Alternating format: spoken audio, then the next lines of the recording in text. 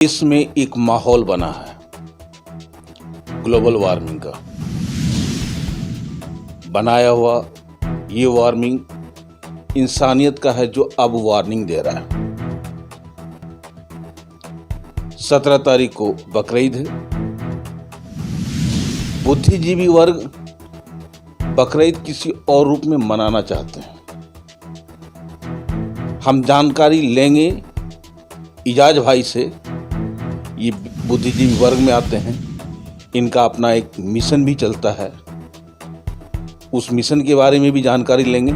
लेकिन बकरीद में जो हम लोग बकरी की कुर्बानी देते हैं, उस कुर्बानी का क्या मकसद है और वो कुर्बानी मानवता के लिए क्या संदेश देने जा रही है या क्या संदेश देती है। भाई सबसे पहले हमें ये बताइए कि बकरीद की शुभकामना भी दीजिए और उसका जानकारी भी दीजिए। चलिए, आपके चैनल सब पर नज़र के माध्यम से पूरे देशवासियों को ईद उल अज़हा की बहुत बहुत मुबारकबाद। देखिए, कोई भी त्यौहार या पर्व मनाया जाता है तो उसके पीछे एक मकसद होता है। तो इसके पीछे भी मकसद है कि जो भी आपका सबसे प्यारा चीज़ है, आपको ईश्वर के राह में उसकी कुर्बानी करनी है। इसके पीछे बहुत बड़ा संदेश है। मैं आपके चैनल के माध्यम से कहना चाहूँगा कि धर्म से ऊपर उठ करके अभी हमें एक इंसान बनने की ज़रूरत है।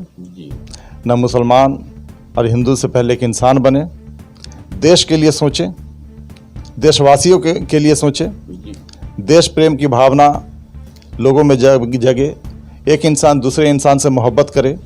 ये सभी धर्म में, सभी त्यौहार में ये उद्देश्य होता है, एक मकसद होता है, एक मैसेज दिया जाता है। गले हम लोग नमाज भी पढ़ते हैं और गले भी मिलते हैं, उसके पीछे भी मकसद है कि गले दिल से मिलिए। ऐसा नहीं हो दिल मिले ना मिले, हाँ गले मिलते रहिए, ये ऐसा नहीं होना चाहिए। जो अभी जो सच्चाई है, अभी जो समाज की जो सच्चाई यही है कि आपस में अखलाक, मोहब्बत, भाईचारगी नहीं के बराबर है।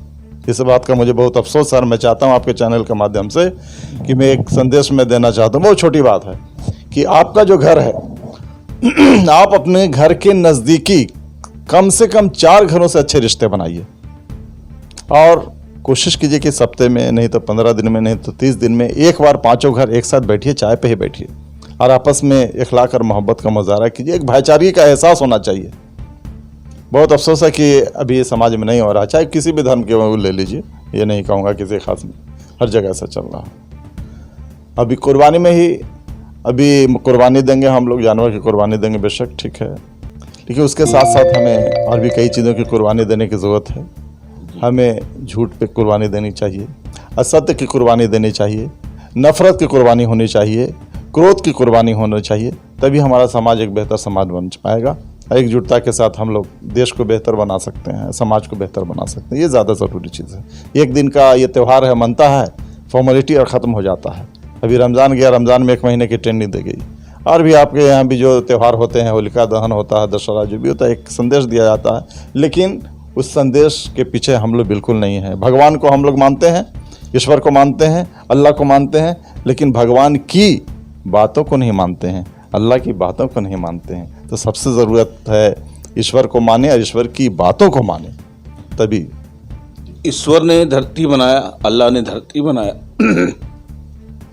अब हम इंसान उसको दोजक बनाने पे तुले हुए हैं।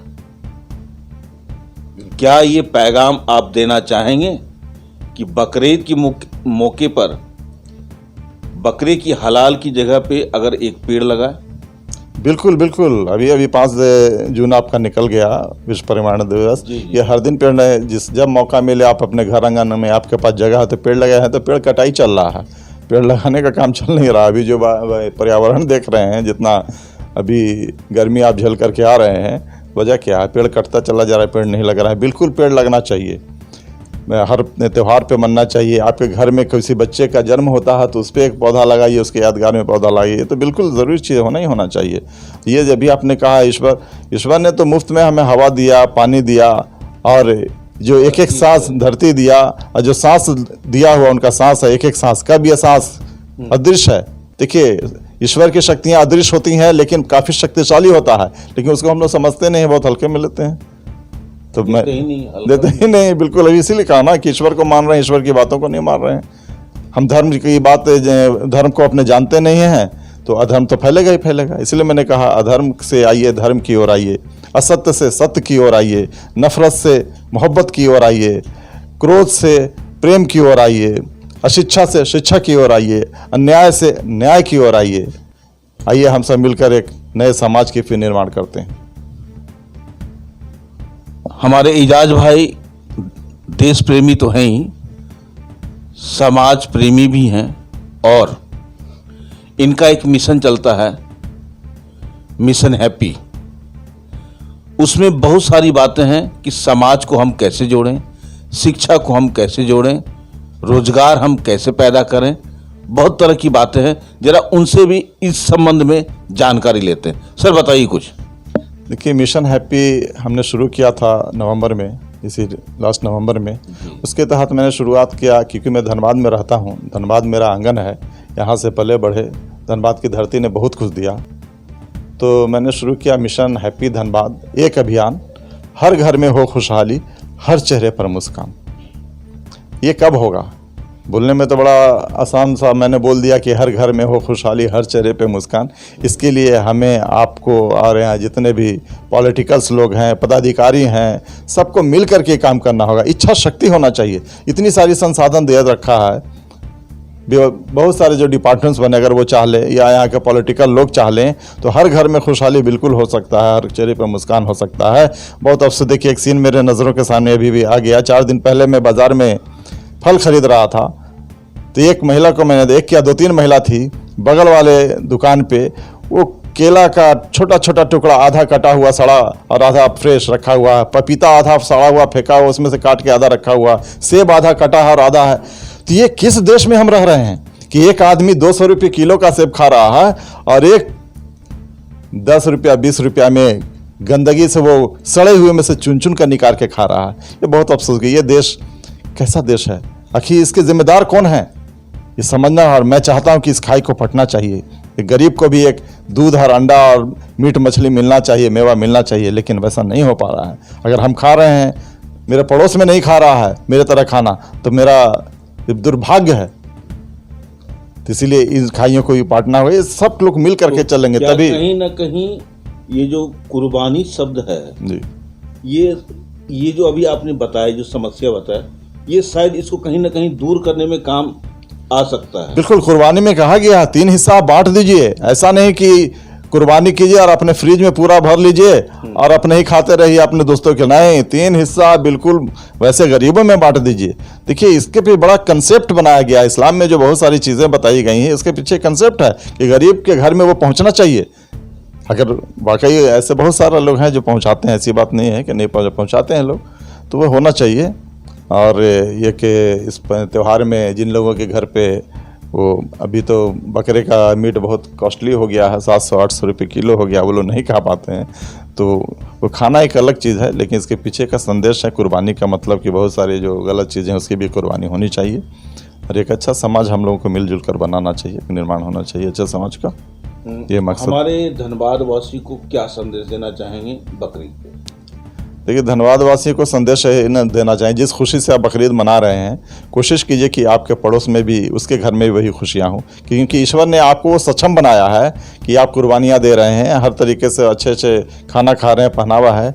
आपका हक है, आपके पड़ोस में, आपके मोहल्ले में अगर गरीब हैं तो उनको पहले जाकर देखना चाहिए, उनको भी अपने बराबरी का हक देना चाहिए। क्योंकि देखिए, हमारे नमाज में जब एक लाइन में नमाज़ पढ़ते हैं तो कोई बड़ा नहीं, कोई छोटा नहीं, हर कोई एक लाइन में खड़ा होकर के नमाज पढ़ता है। अगर आप पहले आए हैं तो आगे हैं, पीछे हैं, चाहे आप कितने ही बड़े हो तो पीछे ही आप रहेंगे। तो इतना अच्छा तो सिस्टम हमारे यहाँ बना हुआ है, लेकिन सिर्फ फॉर्मेलिटी, बहुत अफसोस के साथ मैं आपका माध्यम से बोलना चाहता हूँ कि ये सब आजकल सिर्फ फॉर्मेलिटी हो गया। जितने देर हम मस्जिद में, जितने देर मंदिर में रहते हैं, उतने देर हमें भगवान का, अल्लाह का डर रहता है। उसके बाद हम दुनिया के मामलात में फंसे हुए, एक दूसरे को धोखाधड़ी कर रहे हैं, फ्रेब कर रहे हैं, बेईमानी करते हैं, कर्ज लेने के बाद आप किसी का कर्ज नहीं लौटा रहे हैं। बहुत सारी कमियां हैं, बहुत सारी दुश्वारियां हैं जो नहीं होना चाहिए। ईश्वर से डरना है तो मस्जिद में भी डरिए, मस्जिद के बाहर भी डरिए, मंदिर में भी डरिए, मंदिर के बाहर भी डरिए आप। ग्लोबल वार्मिंग के ऊपर क्या संदेश देना चाहेंगे? क्योंकि ये बर्निंग टॉपिक है, कहीं हम लोग बर्न ना हो जाए। नहीं, अभी अभी आपने बताया ही कि यहाँ जब तक वृक्षारोपण नहीं हुआ, वृक्ष लगेगा नहीं, तो ये तो बहुत ज़रूरी है ना।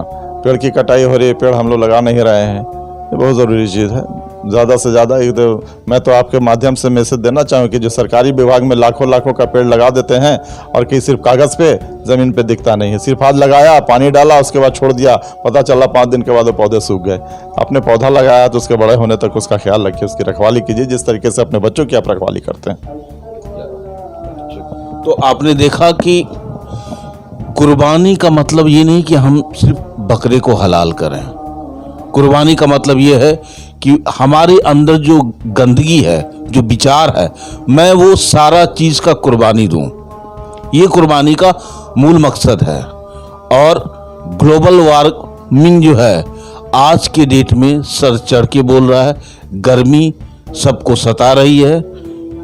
ये इस बात का गवाह है, आगाह कर रही है, धरती हमें आगाह कर रही है, अभी भी संभल जाओ, नहीं तो ये कुर्बानी जो है हमारे बाल बच्चे नहीं देख पाएंगे। आप देख रहे हैं सब पर नज़र।